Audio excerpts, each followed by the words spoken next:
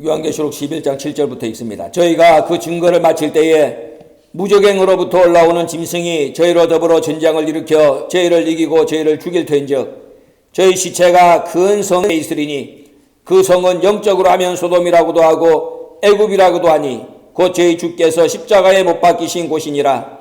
백성들과 족속과 방언과 나라 중에서 사람들이 그 시체를 사흘 반 동안을 목도하며 무덤에 장사하지 못하게 하리로다. 이 두 선지자가 땅에 거하는 자들을 괴롭게 한 거로 땅에 거하는 자들이 저희의 죽음을 즐거워하고 기뻐하여 서로 예물을 보내리라 하더라. 3일 반 후에 하나님께로부터 생기가 저희 속이러 가매 저희가 발로 일어서니 구경하는 자들이 크게 두려워하더라. 하늘로부터 큰 음성이 있어 이리로 올라오라 함을 저희가 듣고 구름을 타고 하늘로 올라가니 저희 원수들도 구경하더라. 그 시에 큰 지진이 나서 성 10분의 1이 무너지고 지진에 죽은 사람이 7천이라. 그 남은 자들이 두려워하여 영광을 하늘의 하나님께 돌리더라. 이는 하나님의 말씀이니라. 오늘은 두 증인의 순교에 대해서 말씀을 드리겠습니다.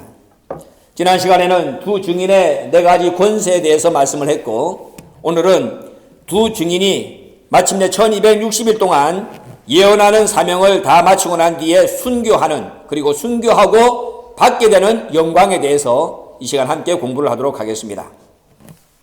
오늘 7절 말씀을 보면은 증거를 마친 두 증인은 무저갱에서 올라오는 짐승에게 죽임을 당합니다. 무저갱에서 올라오는 짐승한테 죽임을 당하는데, 이 무저갱이 어디냐? 무저갱이 뭐냐? 무저갱의 뜻은 바닥을 알 수 없는 깊은 곳. 도대체 속이 얼마나 깊은지 측량할 수가 없어. 떨어져도 끝이 없어. 그게 무저갱입니다.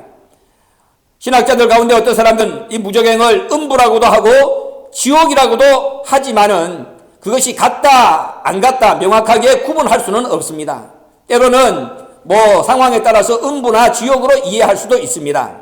그러나 꼭 지옥과 음부를 뜻하는 것은 아니다 하는 것도 염두에 두셔야 됩니다. 어쨌든 바닥을 알 수 없는 깊은 곳인데, 요한계시록 20장 1절에서 3절까지 말씀을 보면은 짐승과 사단이 하나님의 지시로 1000년 동안 갇혀 있는 곳이 이 무저갱이기도 합니다. 그러니까는 짐승과 사단, 하나님의 백성들을 힘을 다하여 괴롭혔던 이 짐승과 그 다음에 사단이 1000년 동안 갇혔어. 그러니까 이것이 좋은 것은 아니라는 말입니다. 음부나 지옥에 버금가는 그러한 사단과 짐승이 갇혀 있는 장소, 이게 무저갱입니다. 그런데 이 무저갱에서 짐승이 하나 올라와서 두 증인을 죽입니다. 무저갱에서 올라온 짐승이 어떤 짐승이냐?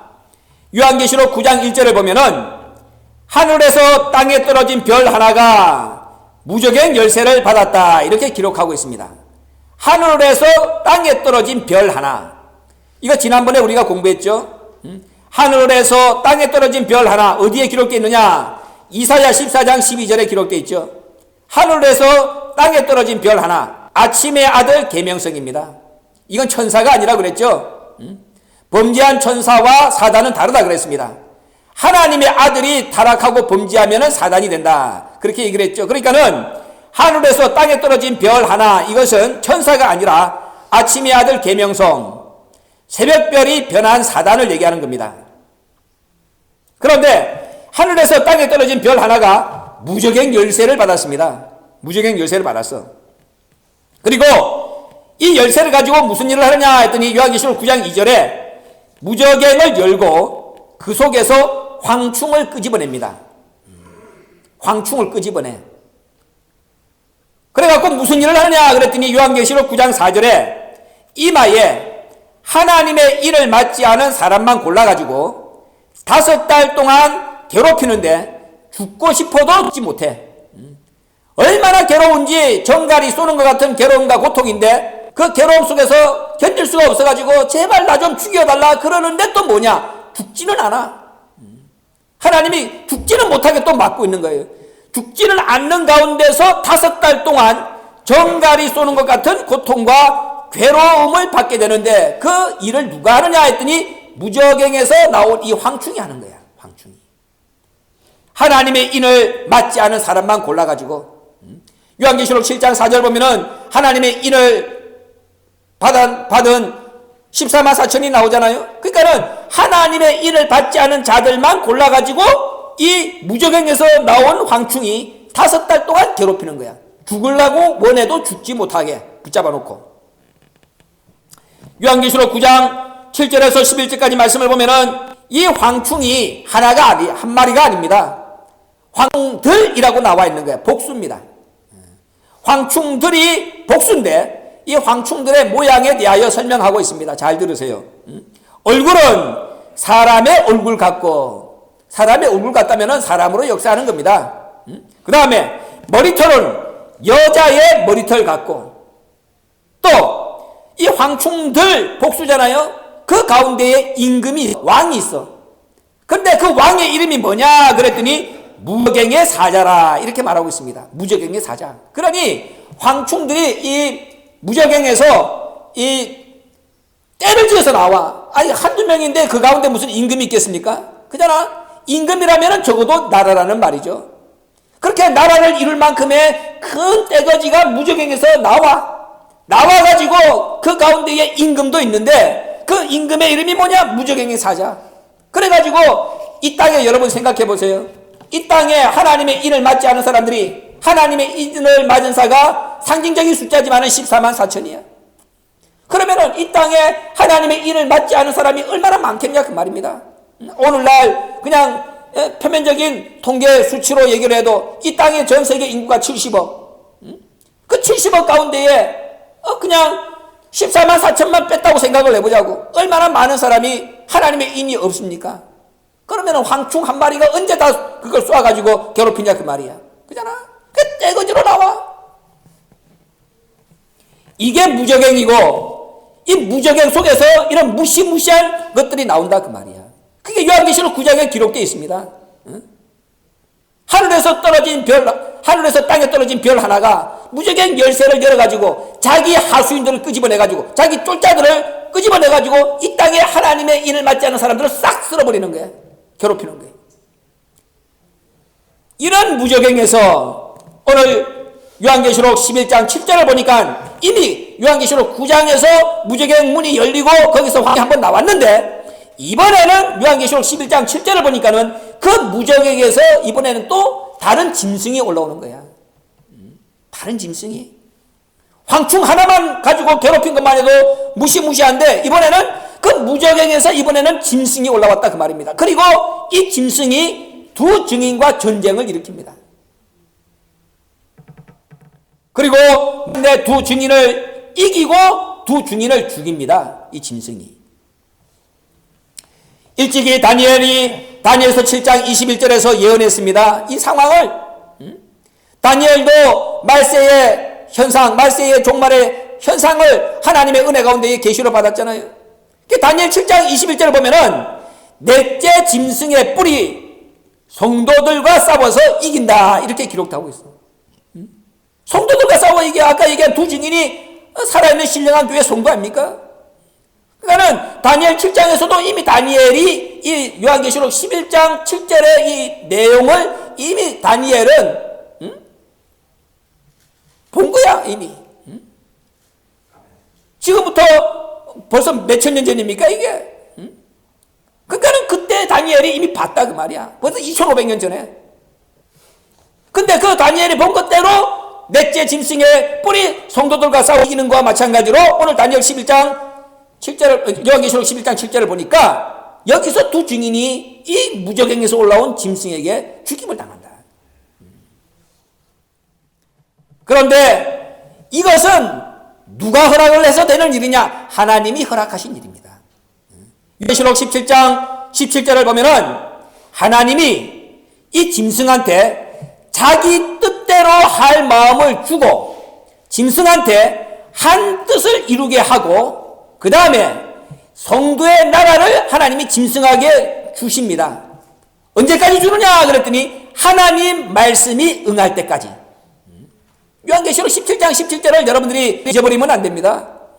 하나님이 자기 뜻대로 할 마음을 저희에게 주사 다 한 뜻을 이루게 하시고, 그 짐승이 한 뜻을 이루는 거야. 그 한 뜻이 뭐냐? 성도들을 이기는 거야. 그러니까는 짐승이 성도를 한번 이겨. 그게 이 짐승도 성도를 한번 이겨보고 싶을 거 아닙니까? 그잖아. 그러니까는 자기들 원하는 대로 할 마음을 하나님이 주고, 그 자기들이 원하는 뜻을 이루게 해. 그리고 성도의 나라를 짐승에게 하나님이 주신다 그 말이야. 언제까지? 그랬더니 하나님 말씀이 응하기까지. 시편 105편 19절에도 나와 있잖아요.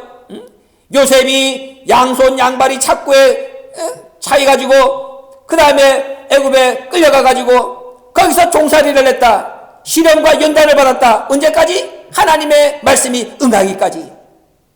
마찬가지입니다. 요한계시록 7장 17절에 하나님 말씀이 응하기까지 하나님은 짐승한테 네 마음대로 하고 싶은 대로 해라. 그래 너 뜻을 한번 이뤄봐라. 그러면서 하나님의 백성들의 나라까지도 짐승한테 하나님이 줘버린다 그 말이지. 이때에 무슨 일이 벌어지겠습니까? 깨어있지 못한 가짜 성도는 그래서 이 짐승한테 다 경배하는 겁니다. 여러분 잘 들으세요.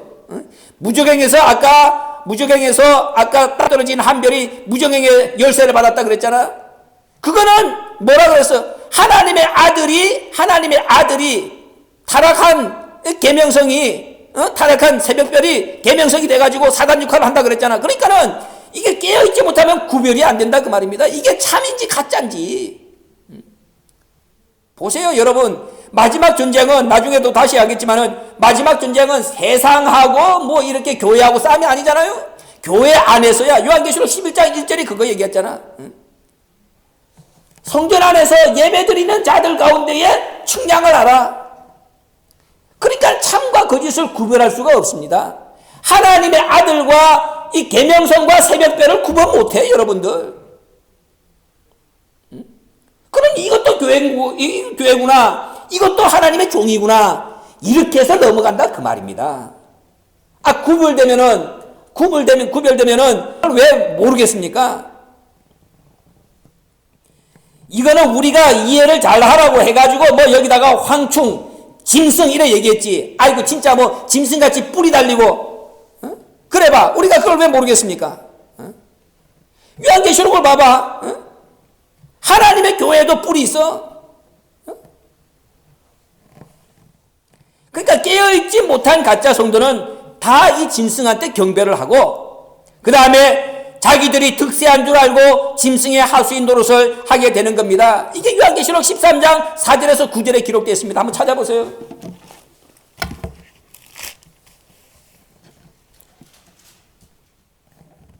요한계시록 13장 4절부터 보세요.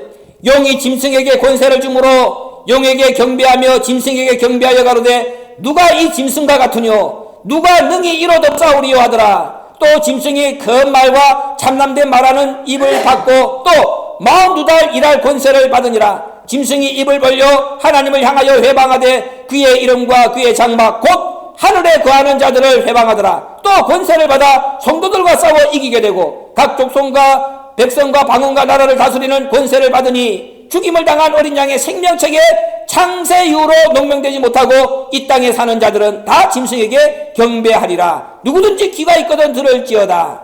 보세요. 누구든지 귀가 있으면 들으라 그랬잖아. 이게 말씀을 분별할 수 있는 귀를 얘기한다고 얼마나 얘기를 많이 했습니까? 그런데 전부 다가 뭐라고 그랬으면 전부 다가 경배하는 거야. 전부 다 경배해. 그러니까 깨어있지 못한 가짜 성도는 이 짐승한테 경배하게 되고 자기들이 득세한 줄 알고 짐승이 할 수 있는 노릇 하는 거야. 그게 죽는 줄도 모르고.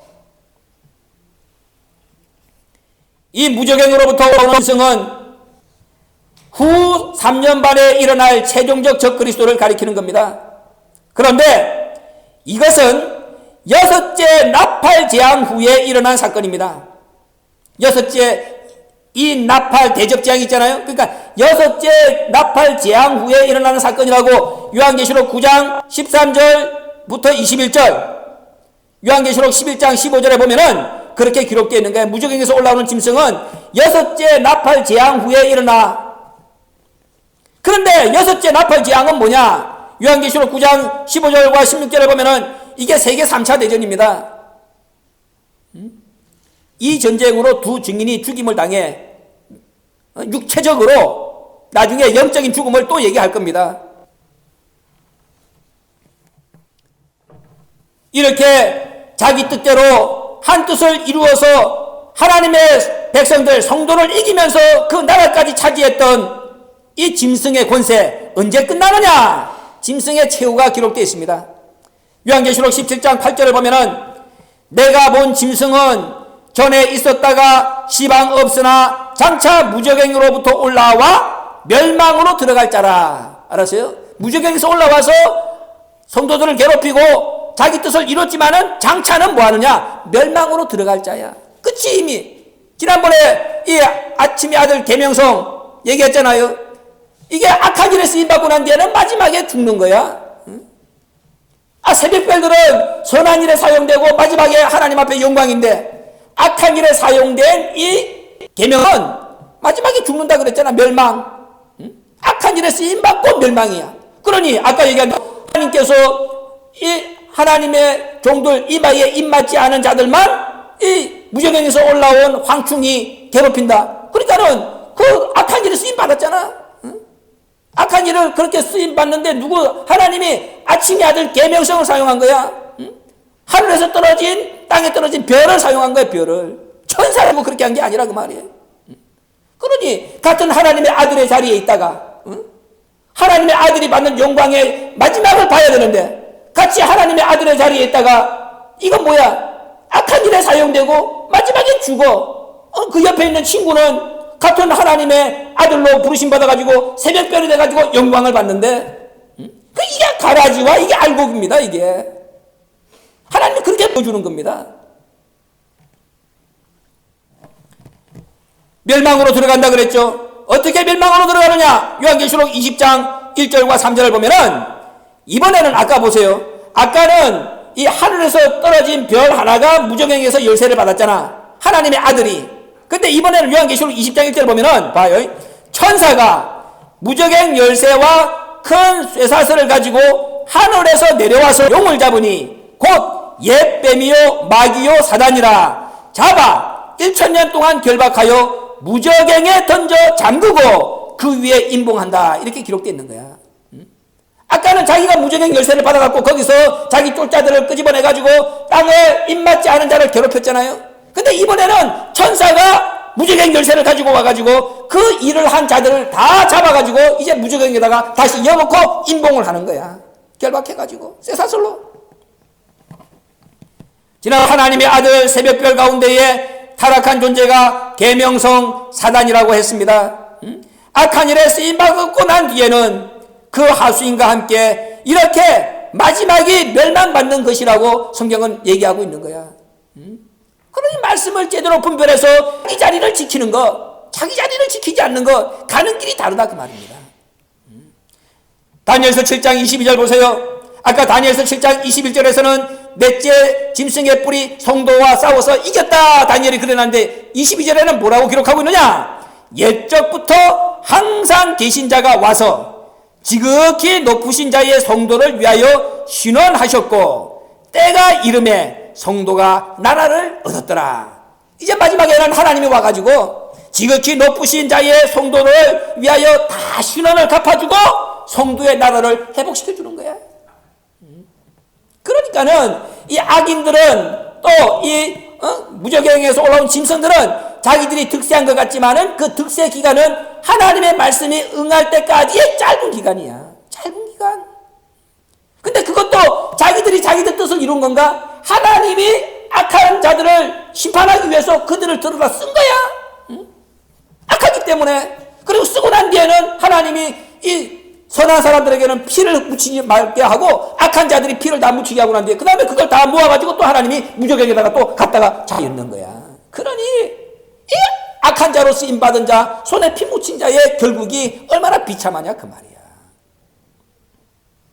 같은 하나님의 아들입니다. 새벽별과 계명성이야. 그게 지금 무저갱에서 올라오는 짐승, 그리고 무저갱에서 올라와서 성도 두 증인을 죽인 짐승, 이 짐승의 하는 일과 그 최후야, 최후. 그게 오늘 요한계시록 11장에 이렇게 1절부터 기록되어 있는 겁니다. 이 뭐 득세한 것 같지만은 이건 별거 아니라 그 말이야. 그 다음에 8절 보세요. 죽임을 당한 시체가, 이 짐승한테 죽임을 당한 이 두 증인의 시체가 큰 성길에 있습니다. 큰 성길에. 그런데 이 큰 성길이 뭐냐 그랬더니, 영적으로 하면 소돔, 영적으로 하면 애굽, 영적으로 하면 주께서 십자가에 못 박히신 곳이라, 이렇게 기록하고 있습니다. 잘 들으세요. 영적으로 하면 소돔이야. 영적으로 하면 애굽이고, 근데 거기는 주께서 십자가에 못 박히신 곳이야. 어떤 사람들은 무조건 큰 성, 요한계시록에 나오는 큰 성 하면은 바벨론이라고 얘기합니다. 여긴 바벨론을 얘기하는 게 아닙니다. 이 큰 성은 진리의 성을 얘기하는 거야. 예루살렘. 그 예수님이 주께서 십자가에 못 박히 예루살렘에서 죽으셨잖아. 예수님이 예루살렘 성 밖에서, 그잖아. 그런데 예루살렘 성 밖이 왜 영적으로 하면 소돔이고 영적으로 하면 애굽이냐? 스가랴서 8장 3절에 보면은 예루살렘은 진리의 성읍이라 그랬습니다. 그런데 진리의 성읍에 진리가 없어. 거룩하고 경건되는데 타락했습니다. 세속화됐습니다. 소돔 같습니다. 애국 같습니다. 그러니까 뭐야? 이게 뭐야? 영적으로 하면 애국, 영적으로 하면 소돔. 그런데 주께서 십자가에 못 박히신 예루살렘, 원래는 진리의 성읍인데 거기에 진리가 없는 타락하고 세속화된 예루살렘. 그걸 얘기하는 거야. 마지막 전쟁은 세상과의 전쟁이 아니라 그랬습니다. 하나님과 하나님의 교회와 하나님의 교회 속에서의 이 전쟁입니다. 교회와 교회의 전쟁이야. 말씀이 있는 신령한 교회, 말씀이 없는 가짜 교회, 말씀이 있는 신령한 교인, 말씀이 없는 가짜 가라지. 이게 요한계시록 11장 1절과 2절에 나와 있잖아요. 그러니까는 여기 진리의 성읍과 가짜 진리의 성읍, 그러니까 영적으로 소돔과 애국 같으면서도 이 껍데기만 예루살렘의 형태를 하고 있는 것의 전쟁이라 그 말이야. 거기에 두 증인이 넘어져 있는 거야. 두 증인은 어디서? 두 증인은 예루살렘에서 말씀을 전했을 거 아니야. 응? 두 증인은 예루살렘에서 말씀을 전했는데 그 성길에 넘어져 있는 거야. 시체가 넘어져 있는 거야. 가짜들, 알곡과 가라지의 전쟁이라는 것을 우리에게 보여주고 있는 것입니다. 후 3년 반에는 말씀을 맡은 교회, 말씀을 맡은 성도가 세상에 빠진 말씀 교회, 말씀이 없는 성도로부터 극심한 핍박과 환난을 당하게 된다는 것을 보여주시는 분입니다. 다른 사람한테 우리가 핍박을 받습니까? 세상 사람들은 이게 참 교회인지 알지도 못합니다. 교회 나와서 믿는 척하는 이 말씀이 없고 세상에 빠진 말씀 없는 교회와 성도가 말씀 있는 교회와 말씀 있는 성도를 괴롭히는 겁니다. 우리 말씀의 교회 안에서도 마찬가지라 그 말입니다. 그래, 그것이 뭐냐? 그게 영적인 죽음이야. 세상에 아까 3차 대전이 일어나서 육체가 죽기 전에 영적인 죽음으로 먼저 죽는 거야. 이게 아까 두 증인은 영적으로 죽는 거잖아. 영적으로. 그잖아. 영적으로 말하면 소돔, 영적으로 말하면 애굽에서 죽는 거야. 영적으로 죽는 거야. 먼저 영적으로 죽는 겁니다. 영적인 죽음이 육적인 죽음보다 먼저 찾아오는 거야. 우리를 얼마나 날마다 괴롭히고 죽이냐 그 말이야. 하지도 않았는데 거짓말 전 세계에 퍼뜨려가지고 괴롭히고, 그잖아. 영적으로 죽이는 거야 이게. 두 증인은 영적으로 죽는 거야 이렇게. 그 다음에 백성들과 족속과 방언과 나라 중에서 사람들이 그 시체를 사흘 반 동안 목도하며 무덤에 장사하지 못하게 한다. 9절에 기록되어 있습니다. 얼마나 이 악한 자들입니까? 그러니까는 믿지 않는 자보다 믿는다고 한 자들이 더 악한 거야. 그러니까는 백성과 족속과 방언과 나라도 사람들이 그 시체를 사흘 반 동안 목도하며 무덤에도 장사하지 못하게 하는 거야. 백성과 족속과 방언과 나라는 전 세계에서 말씀 받은 사람들을 가리킵니다. 전 세계에서 말씀 받았다고 하는 사람들을 가리키는 겁니다. 그런데 시체를 사흘 반 동안 목도하죠. 잘 들으세요. 시체를 사흘 반 동안 목도한다. 왜 보겠습니까? 저 새끼 잘난 척하면서 지 혼자 말씀을 아는 것처럼, 지 혼자 말씀을 깨달은 것처럼 하다가 잘 됐다, 뒤졌구나. 그러니까 아예 그게 얼마나 꼴보기 싫었는지, 오늘 본문의 말씀 보세요. 얼마나 꼴보기 싫었는지, 얼마나 벨이 꼴렸는지. 그거 무덤에다가 묻어버리지도 말라라 그런 거야. 그러면서 목도하는 거야. 방관자가 되죠. 사단에게 동조하는 자가 되어가지고 할 말도 하지 못한 채 그저 지켜만 보고 구경만 하는 거야. 알았어요? 오늘날 이런 사람들이 얼마나 많습니까? 말을 목숨 걸고 전해야 되는데 안 하는 거야. 방관자? 그럼 뭐 내 자리가 풀칠해야 되니까. 방관자. 그 다음에 또 악한 자한테 동조해. 사단에게 동조. 할 말도 안 합니다. 그저 지켜만 보고 구경만 했다. 11절 보세요. 11절. 구경하는 자들이 나중에 이 구경하는 자라고 나와 있잖아요. 구경만 한 거야.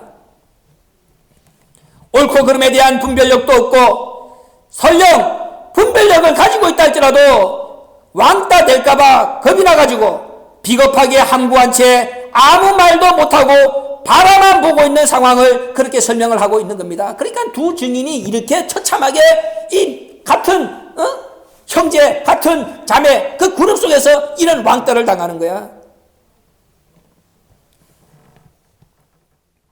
성경은 전 3년 반은 3년 반이라고 표현하지만은 후 3년 반은 오늘 본문을 보면은 사흘 반이라고 짧게 표현하고 있습니다. 잘 들으세요. 전 3년 반은 말씀의 풍년 시대를 얘기하죠. 후 3년 반은 말씀이 없는 암흑 시대입니다. 그런데 전 3년 반 말씀의 풍년 시대는 3년 반이라고 설명을 하고 있는데 후 3년 반은 사흘 반이야. 사흘 반. 3일 반. 짧게 그렇게 표현하고 있는 거예요. 지금이 그렇다면 어느 때겠습니까? 지금이 전 3년 반입니까? 후 3년 반입니까?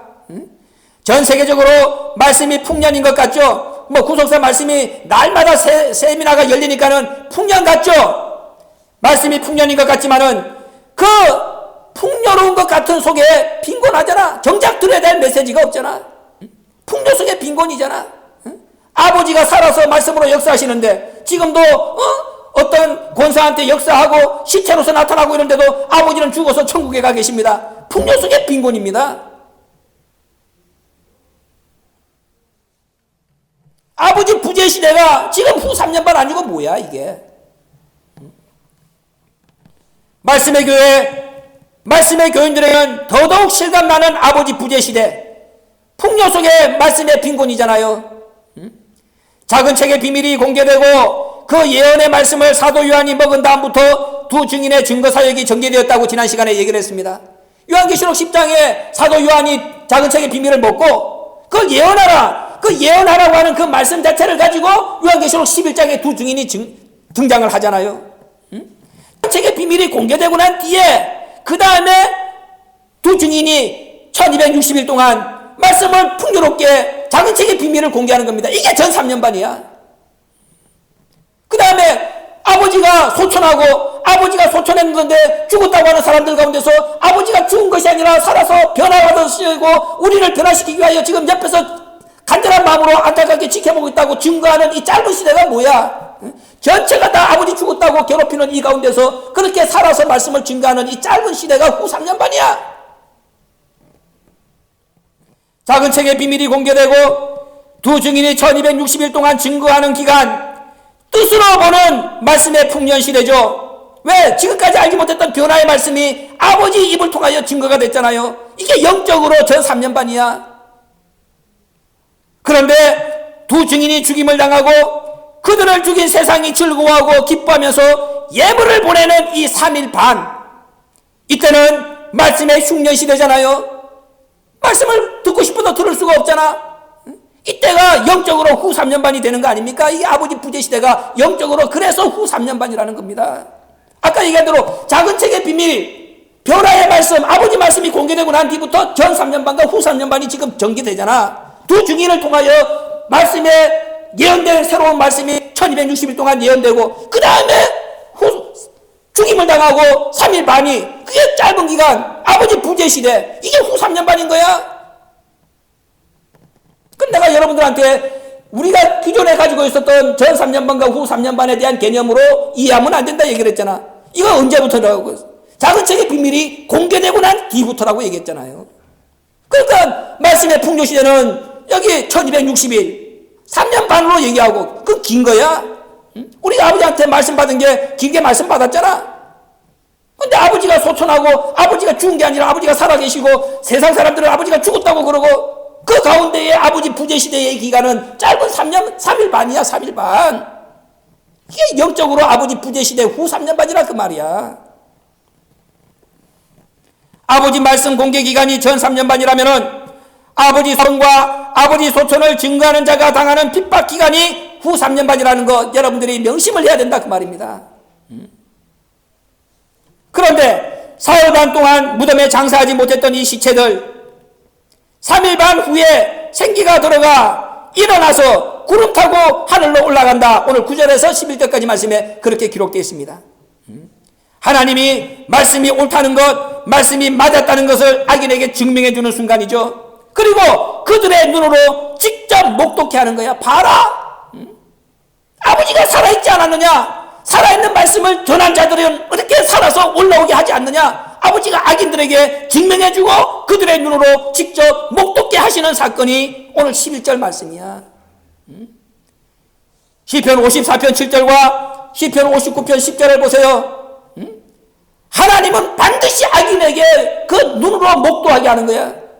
그래서 여기 본문을 보세요. 구경하는 자들이 두려워한다 그랬잖아. 아까 얘기한 대로 자기가 해야 될 일을 하지 않고 방관자가 되고 사단의 동조자가 되고 앞잡이가 되고 목구멍에 풀칠하려고 말씀이 옳다는 걸 알면서도 가만히 있고 이 구경하는 뒷짐지가 앉아있던 구경꾼 자들이야. 그 성경에 구경하는 자들이라 나와 있잖아. 그 승천에서 올라가는 것도 구경하는 거야. 앞에도 그렇게 했기 때문에 구경하는 이라는 단어가 11절에 등장하는 겁니다. 구경하는 자들이 크게 두려워했다. 아까 얘기한 대로 백성과 족속과 방언과 나라 전 세계 말씀을 받은 사람들이 시체를 사흘 반 동안 목도하며 무덤에 장사하지 못하겠다. 이 구경한 거를 이렇게 똑같은 단어로 하나님이 갚아주는 거야. 시체를 사흘 반 동안 목도하던 자들, 그게 구경하던 자들이에요. 그 구경하던 자들에게 어떤 걸 갚아주느냐? 마지막에 진짜 그들이 진짜였다, 참이었다, 아버지의 말씀이 참이었다, 옳았다, 그거를 증명해주고 보게 하고 목도하게 하고 구경하게 하고. 왜 그 구경꾼들이 되게 하느냐? 이 사람들은 영광받아 올라가는데 그것들은 구경꾼이잖아. 가고 싶어도 못하잖아. 할 짓을 안 했기 때문에, 해야 될 때에 엉뚱한 짓을 했기 때문에. 목도라는 말을 다른 말로 구경이라, 구경꾼이라 그렇게 나와 있는 겁니다. 구경한 대가가 뭐야? 남 잘 되는 것을 보는 거라 그 말이야. 구름 타고 올라가는 것은 재림을 위한 마지막 수순입니다. 누가복음 21장 36절 보면은 인자 앞에 서라 그랬잖아요. 인자가 구름 타고 오는데 우리가 인자 앞에 서려면 우리가 구름을 타야 될 거 아니야? 재림의 마지막 수순입니다. 마태복음 26장 64절에 이 구름은 땅의 구름이 아니라 하늘 구름이라 그랬어. 이 땅에서 이미 하늘 된 자들, 요한계시록 12장과 13장에 보면은 이 땅에서 하늘 된 자들이 나오잖아요. 그들이 이미 하늘 구름인 거야. 그들이 이 땅에서 하늘 구름이기 때문에 아버지가 그들하고 같이 온 그냥 모습을 나타내는 거야. 아버지가 우리가 변화의 능력을 가지고 있어. 하늘 구름 된 자들이 이미 변화의 능력을 갖고 있으니까는 그잖아. 아버지가 변화의 능력을 가지고 계시기 때문에 우리한테 그냥 우리가 변화의 능력을 가지면은 우리한테 모습을 보여주는 거야. 그게 나타난다고 얘기를 한 거야. 나타나는 게 그게 하늘 구름을 탄 거야. 그럼 우리가 지금 하늘이 내가 하늘 구름인데 어디서 다시 하늘에서 내려옵니까? 우리가 여기서 모습을 나타내는 것이 하늘 구름을 타고 강림하는 거지. 그러니까 그 강림이 하늘에서 내려오는 강림이 아니라 땅에서부터 드러나는 강림이기 때문에 데살로니가 후서 1장 10절 보면은 이거는 믿는다고 하는 놈들은 이상하게 생각한다 그렇게 한 거야. 그리고 진짜 성도들은 하나님 앞에 영광을 돌리고 다른 겁니다. 마지막 대적지향이 쏟아지기 전에 변화를 받는 그 능력자라고 하는 것을 이렇게 보여주고 있는 겁니다. 그리고 두 증인이 올라갈 때에 성 10분의 1이 무너지고 지진으로 7천이 죽게 된다. 13절에 기록되어 있죠. 지진으로 7천이 죽는다는 말, 왜 하필이면 7천이겠습니까? 하나님께서 엘리야에게 또 로마서 11장 4절 말씀을 보면은 그렇게 사도 바울의 입을 통해서 말씀했잖아요. 엘리야가 변화받아 올라갔는데 나만 혼자 남았습니다 얘기하니까 하나님이 야 바알한테 무릎 꿇지 않은 7,000명을 남겨놨다. 그 7,000명은 변화받아 구원받는 사람 숫자를 얘기한 거야. 그런데 변화받아 구원받는 사람이 7,000명이듯이 지진으로 죽는 자도 7,000명인 거야. 그 하나님이 변화받는 자하고 죽는 놈하고를 똑같이 말씀을 하시는 거야. 그래서 7,000이라고 얘기한 거야. 하나님의 비밀병기 숨겨놓은 마지막 남은 자, 그 사람들이 하나님이 계산하시는 7,000. 반대로 하나님의 뜻과 상관이 없이 하나님의 아들 대신에 아까 얘기한 대로 계명성이 돼가지고 마지막 멸망의 구렁텅이에 빠지는 자, 지진으로 죽는 7,000명. 그렇게 얘기하는 거야. 그 대조적으로 봐라. 지금까지 우리가 공부한 요한계시록에 등장하는 11장에 등장하는 본문의 두 증인을 요약을 하면은 하나님의 신령한 교회 참 말세 성도들, 아버지 말씀으로 무장해서 죽지 않고 사는 영원한 변화의 말씀을 마지막까지 목숨 걸고 증거하는 살아있는 교회, 그걸 가리키는 겁니다. 아무나 되는 게 아니라고 그랬잖아요. 마지막 두 증인, 그 증인이 권세 얼마나 당당했습니까? 1260일 동안. 그러나 죽임을 당하는 기간은 3일 반밖에 안 돼. 말씀을 전하면서 받은 영광은 3년 6개월. 그 고난은, 당하는 고난은 3일 반밖에 안 된다 그 말이야. 그런데 이걸 안 할래? 3년 6개월 동안 말씀을 전하면서 영광 받았는데 3일 반 그 괴로움을 못 참겠습니까? 그걸 참고 견디니까는 뭐가 나오는 거야? 구름 타고 올라와라. 마지막 변화의 선물을 주잖아요. 신령한 교회 참말세 성도, 아버지 말씀으로 무장해서 죽지 않고 사는 영원한 변화의 말씀을 목숨 걸고 증거함으로 말미암아서 변화의 선물을 받는 이 마지막 신령한 교회와 성도 두 증인입니다. 아버지 말씀의 사람으로 인정받아야 되죠. 아버지 말씀의 사람으로 인정받아야 발광의 조건을 구비한 자로 인정받고, 아버지 영을 받아야 로마서 8장 11절에 변화차의 조건을 구비하고, 그러니까는 말씀으로 말미암아서 변화를 받는데 그걸 갖다가 그냥 하도 우리는 육신을 먼저 생각을 하니까는 또 말씀 속에 아버지 영을 받으면은 너희가 변화를 받는 변화체가 된다. 그걸 이중으로 설명하고 있는 거예요. 말씀이 충만하면은 발광의 조건, 말씀이 마지막의 모습이 발광이라 그랬잖아. 그런데 우리가 이 땅에서도 그럼 내가 어떻게 육신이 육으로 심고 영으로 수렴한다 그러시니까는 육신도 변화체가 되는 근거를 하나님은 가르쳐 주는 거예요. 그냥 변화받는다고 얘기한 거 아니야. 아버지 말씀을 받으면은 아버지 영을 받게 된다. 이렇게 성경은 구분해서 설명하는 거예요. 그냥 영을 전하니까 아버지 영을 받으니까는 로마서 8장 11절에 예수를 죽은 자 가운데서 살리신 이의 영. 예수를 죽은 자 가운데서 살린 것은 부활의 영이야. 그게. 근데 마지막에 예수를 죽은 자 가운데서 살리신 이의 영은 아버지 영이야. 그 아버지 영은 무슨 영이야? 그게 부활이 아니라 변화의 영이라 그 말이야. 그러니까 우리 몸을 예수의 죽은 몸을 살린 것은 부활체. 그 아버지 말씀으로 받는 아버지 영은 우리를 변화처럼 만들어주는, 그렇게 구분해가지고 성경은 나눠놨다 그 말이야. 봐라, 아버지 영을 받으면은 너희가 변화체, 이 몸 자체가 변화체가 된다.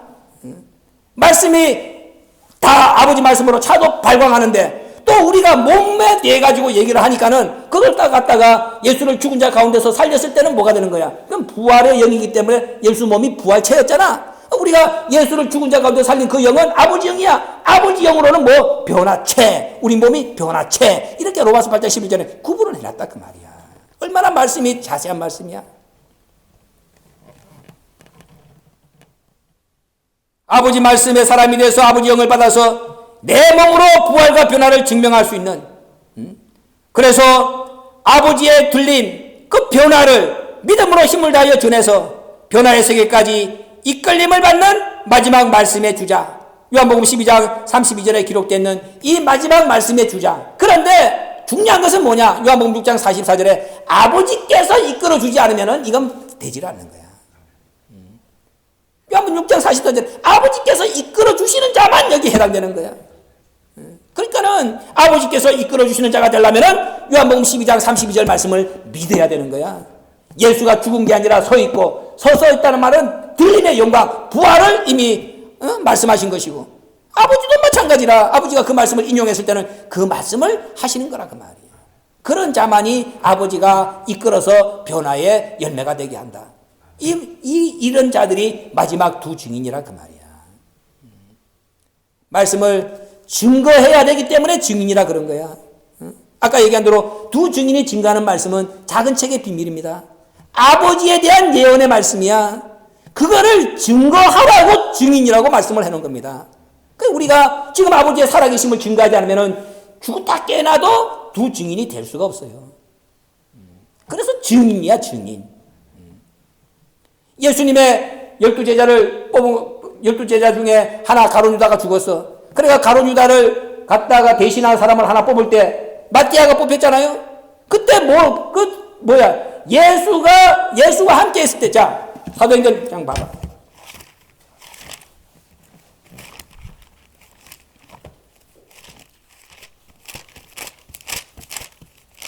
사도행전 1장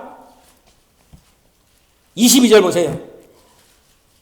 12명 중에 하나가 들어가는 조건이 이겁니다. 봐요. 항상 우리와 함께 다니던 사람 중에 하나를 세워 우리로 더불어 예수의 부활하심을 증거할 사람이 되게 하여야 하리라. 이게 사도의 목적입니다. 알았어요?